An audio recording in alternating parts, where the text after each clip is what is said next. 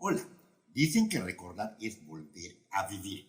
Y hoy, en esta fecha tan especial, quiero recordar a un gran actor de nuestro teatro regional yucateco, don Héctor Herrera Chole. Me acuerdo mucho cuando yo trabajaba con él en el teatro. Él siempre preocupado de su función. Ya llegaron todos, ya está la orquesta, den la primera, den la segunda, den la tercera. No, se abría el telón, salía a escena Cholo. El público lo recibía como siempre con una ovación y aplausos. Y luego apenas movía sus ojos, hombre, era explosión de carcajadas. Así, así quiero recordar siempre a mi buen amigo, a mi maestro, a nuestro queridísimo Héctor Herrera Cholo.